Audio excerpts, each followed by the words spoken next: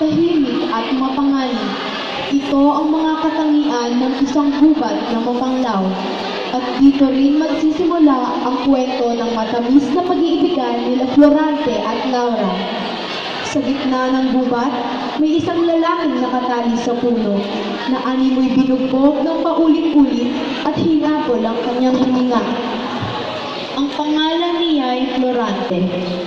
Habang nakatali sa puno, sinasabi niya ang kanyang mga nakaraan.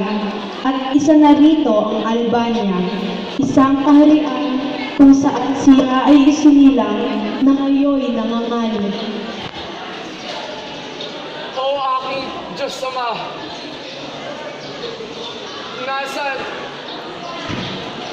nasan ang iyong awa?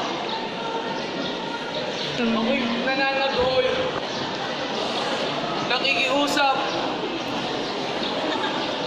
hihingi ng tulong niyo. Patawarin niyo ang lahat dahil hindi ko nagawang ipagtanggol ang ating kaharian laban sa taksil at walang ahawang si Adolfo.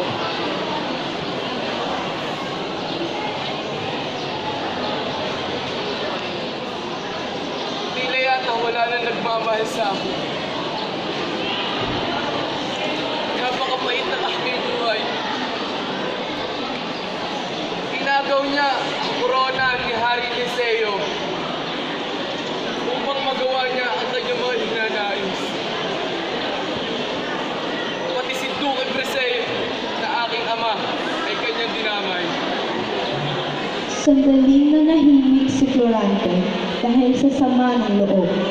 Matapos manahimik ay muli siyang tumawag sa Panginoon. O aking Diyos Ama, tila yata di mo dinidinig ang aking mga panalangin sa iyo. Hindi ko tuloy maalis sa aking isipan na ayaw niyo na akong tulungan. Kung gayon, papaano na ako? Sinong aking malalapitan at makakapitan? O ang Diyos mismo ay ayaw na akong tulungan? Paalam na, Albania. Ang sinilangan. Patawarin mo na lang ako. Paalam na, bayan ko. Paalam rin sa iyo. Adolfong malupit. Laurang taksil. Paalam na sa inyo. Habang nagdudusa si Florante sa gubat, isang gererong Morong nagngangalang Aladin ang dumating sa gubat, na pagod at naghahanap ng pagpapahingahan.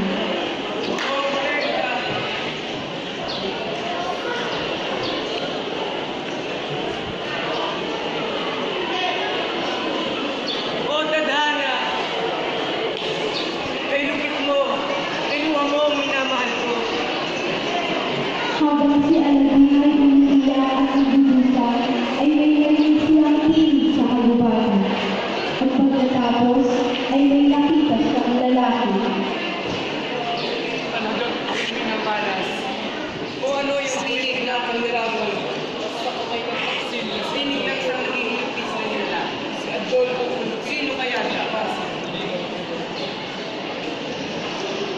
Kawa-awang nila. Unahan ang kanyang buhay na tapos hindi pinilirapan at pinagtakilan. Pagkatapos na marinig ni Aladin si Florante, ay nagmuli siya ng isang malaking problema. Tadhana ay masakit. Problema ko'y napakahirap itasin dahil sa aking sintang inagaw. Nagmamadali na si Aladin nang mapansin humina ang boses na kanyang narinig. Kailangan ko nang magmadali. Hindi ko abutan ang tawag iyon. Habang tumatakbo, ay hinawi niya ang mga sagabal sa pamamagitan ng kanyang halis. Nang makita ang nakagapos, ay napansin niya may nakapalibot ditong dalawang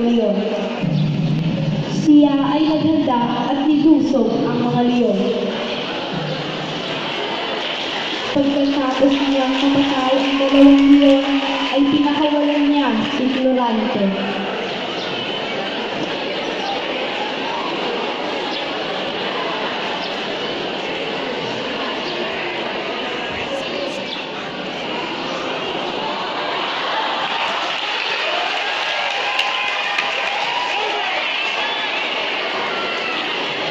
Parang nakita ko na ang tao. Pagkalipas ng ilang oras, ay namulat si Florante at Laura! Nasaan ka? Tulungan mo akong makaalis dito. hindi na sumagot si Aladdin at baka sa kawalang pag-asa ay matuluyan na si Florante. Sino ka? At bakit ako narito? Magpahinga ka na lamang. Ako ang nagiging sa'yo. Hindi mo pa napansin na tayo magkaaway? Marahil. Ngunit nangangailangan ka ng tulong, kaibigan. Siguro nga, ay patayin na ako. Kung hindi ka dumating. Ngunit ang kamatayan ay siyang tunay kong kaligayahan. Hangal! Saan napakalaking hangal? Hindi mo ba alam na dinadagdagan mo lang ang iyong pasakit? Hindi nagpansinan ng dalawa, ngunit isinama ni Aladdin si Florante sa kanyang pagkakahingahan. At doon sila nagpalipas ng gabi.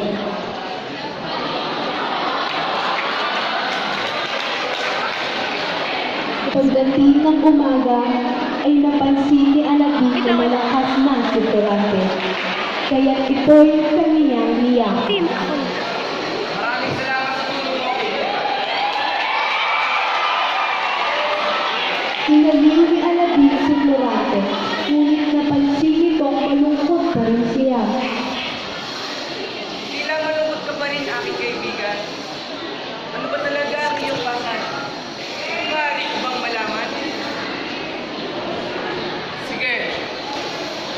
Sisimulan ko ang aking kwento. Simula nang ako'y pinanganak. Ang dalawa ay naupo upang magkwentuhan.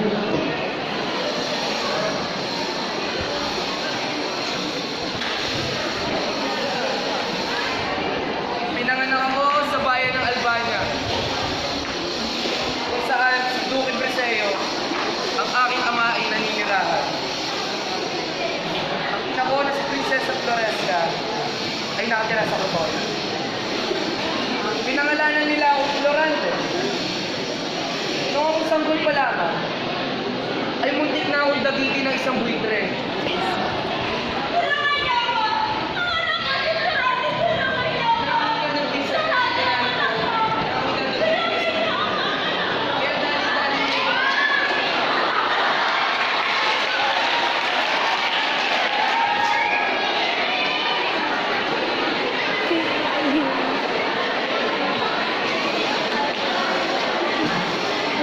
At noon naman naglalakad ako, ay kinuha ng isang pilon sa aking dibdib.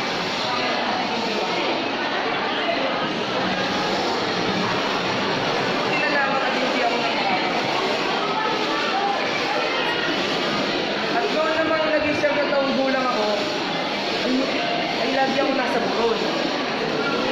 Kaya nadala ang aking panat puso. At naghahanap ng hayop upang binahin ito. Kapag ako ay napagod, ay nagpapahinga ako sa batis at naliligo. Kung saan, masaya nag-aawitan ang mga nayades habang tinutugtog ang kanilang dila. Ang kanilang tawanan ay nakakapagpawala ng aking pagod. Makalipas ang ilang taon, ay pinag-aral ako ng aking ama. Ngunit ayaw pumayag din na sapagkat ako'y lilisan. Hindi mo ba naiintindihan? Maganda ang pag-aaral doon. Kung hindi siya mag-aaral, ano ang ginagawa niya? Sino mag-aaral na sa kanya roon? Nag-aaral siya ng mga kaibigan ko niya roon. Sa mga sinabi ni ama ay nakumismis ina pagdating ni Florante sa Atenas.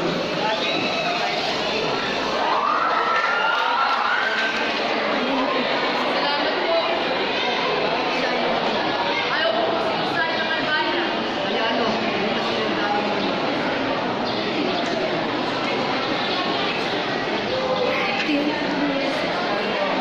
Sa isang buwang pagtigil ni Florante sa Atenas, ay kapansin-pansin na palagi siyang tulala at hindi makakain. Isang araw, habang naglalakad si Florante, ay nakasabay niya si Adolfo, ang kanyang kababayan. Napansin niya ang kilong pagtibos nito.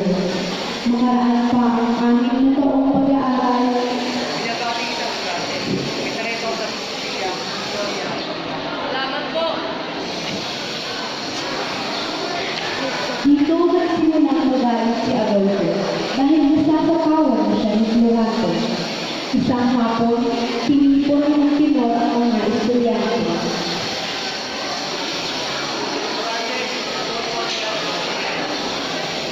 Magkakaroon tayo ng isang kagulaan ng reyna ng dalawa pa. Dati ang mauna pinag-uusap. At sa doon mo ng mga pinag-uusap.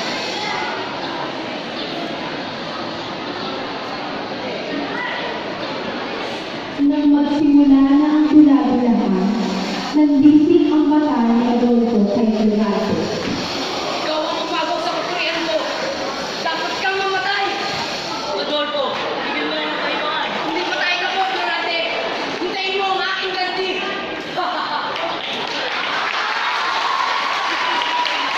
Natapos ang pagdiliwan at hindi na nakita si Adolfo. Nakalipas pa ang isang taon, isang sulat ang dumating para kay Florante.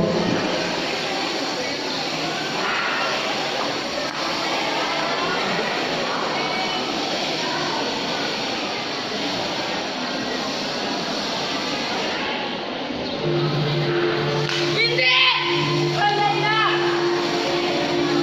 Bakit mo ako iniwan? Hindi mo lang tayo nagpunta sa matagal na panahon!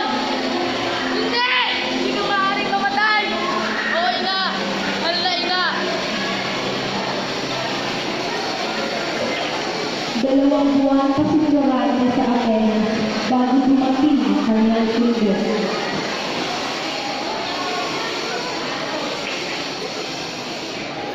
Durante, salamat natin ka. Magingin tayo doon. Lagi tayo sa mga kapitibigay pa naman. Salamat sa lahat. At lahat po ang inyong piling. Iingat ka, Florante. Kung kinakailangan mo ng tulong, pinandito lang kami. Ronaldo, bakit hindi mo sumasok na sa Albania? Yun yung mga karapating, maestro. Maraming salamat po.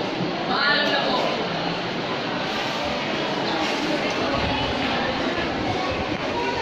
Pagdating sa Albania,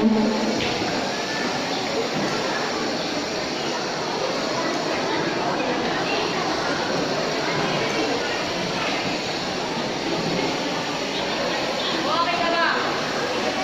Ganda natin kita-kita. Paris na lang kung wala akong kumanong sina. Magkawag sa akin ng kulang. Oo.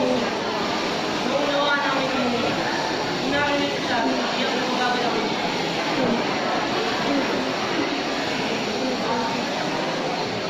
bigla may dumating na isang pasahero. Magandang araw po. Humihingi ng tulong at ikaw na dahil ang ating itong masabak si General Sumali. Asahan niyo ang tulong namin. Durante, pupunta tayo kaya kayo mo sa'yo.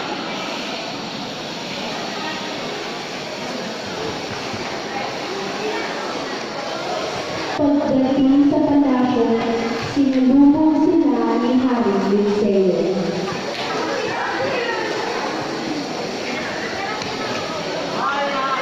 Bakit ba na? Aha! Binata sa aking panaginip. Ang pampalit sa akin. Sa mga lahat, unan mo na kung bukas o bukas. Tulungan mo ang nilulunod at pagdating ka na. Balitaan ko ang palaki at ikaw ang tumas ka. Walang pagdududa. Naramalo mo ang kaya ng iyong ama. Maraming salamat po sa papuri. Talandal. Talandal. Nasilayan ni Florante si Laura sa haping ng palasyo. Maayos po malaman ang pangalan. Magandang binibini niyon.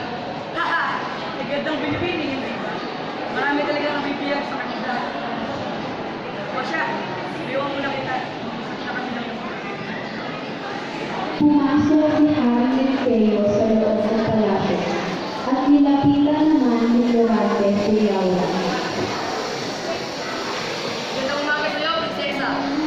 Sino ko pa napapansin sa iyong kagandahan? Magandang umaga din sa'yo, Ginoo. Maaari ko sa Florante dahil sa ito. Lagi ka nang kwento sa akin ng iyong ama. Sana'y makalala ka na ng lumutan. Ngayon din ako. Ngunit kahit sa balita, ay dito ka na raw ng araw na lamang mula ngayon. Tama ka nga riyan. Ngunit huwag ka magdala. Dahil babalik ko kayo. Ngayon pumasok. Simula na ulit. Pagkatapos ng tatlong gabing tigil,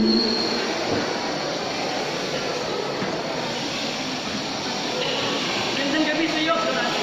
Isa ka na ba para bukas? Maraming salamat sa paalala. Magandang gabi po. kinabukasan.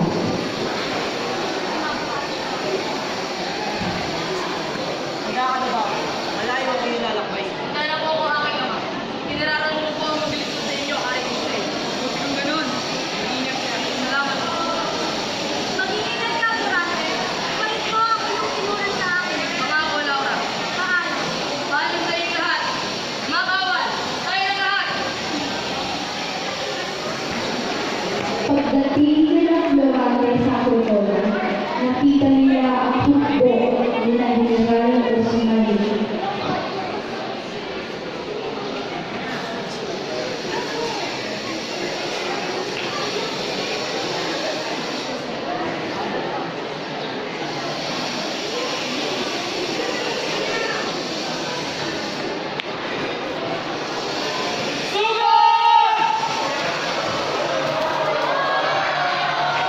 Ano sa mga kalaban? Isa, dalawa, tatlo, takbo! Nalo tayo! Mabuhay ang Albania! Mabuhay! Mga kawal, babalik tayo sa Albania na lang arangalan.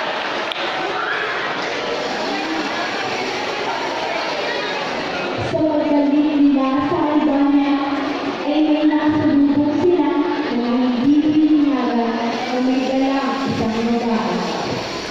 Sino kayo at bakit sila narito? May mga taga-Albania. Walang niyo ang bayan yan. Hindi maaari sa amin ang binibining ito.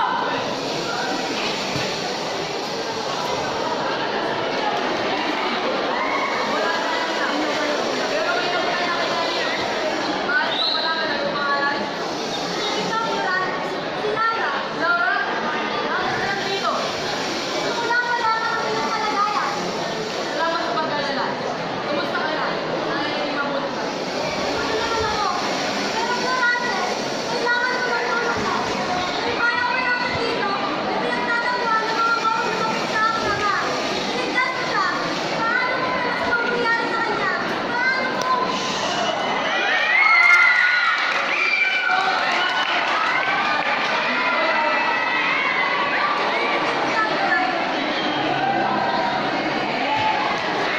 Makalipas ang ilang linggo,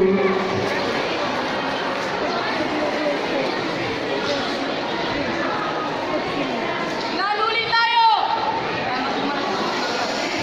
Iyo ko lang po ang nararapat. matapos noon ay bumalik na ang lahat sa Albania. Durante, ang mali. Papadulong ka sa kuya para sa kanya. Mag-ingat kayo. Pupunta po kami agad. Makalipas ang ilang araw na paglalakbay, Kapag nakita nila sila, ay sigurin nyo agad! Sugod!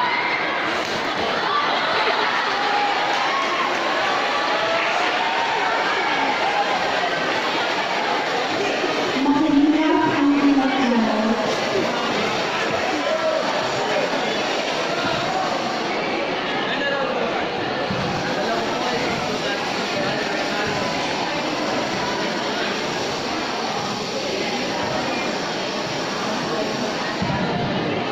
pagkatapos masahin ni Florante ang lihat, tinatawag niya si Rinaldo. Fernando!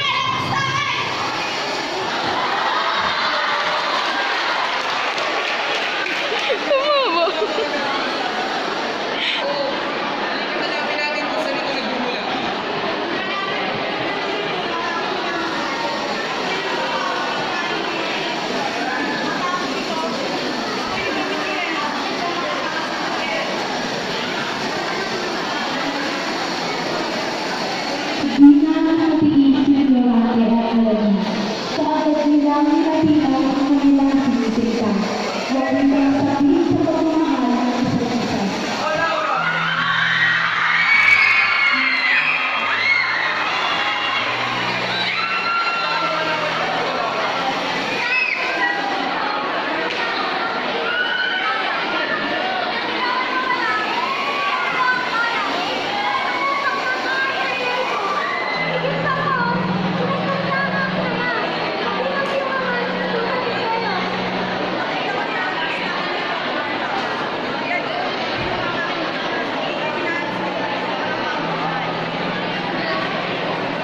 Sadyang kayo ang nagmadana sa ating lahat.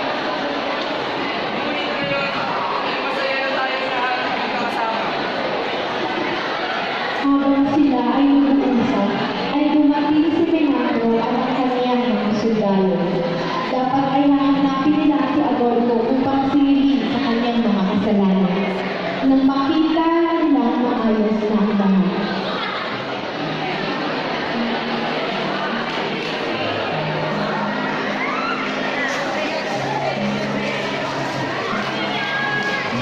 Matapos ang sandaling pag-uusap, ay bumalik ang lahat sa altar. Masaya ang mga tao at nakita silang maayos na nakabalik. Kaagad naman hinaos ang kasalan ng Yorake at Laura at naging hinahanapin at Bella. Matapos sila kapwa ang magpabinyan.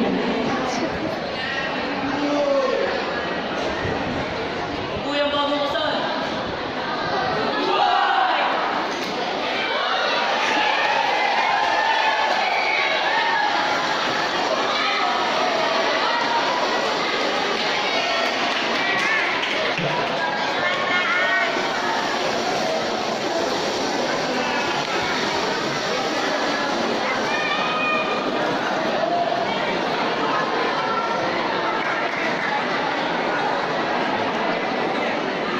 Dahil sa pagkamatay ni Haring Liceo at Ducal Viseo ay binalikan sila ng Yorake. Sa kanyang paghahari, nanumbalik ang dating katangian ng kaharian. Nang mauli ang kapayapaan, umunlad muli at bumalik rin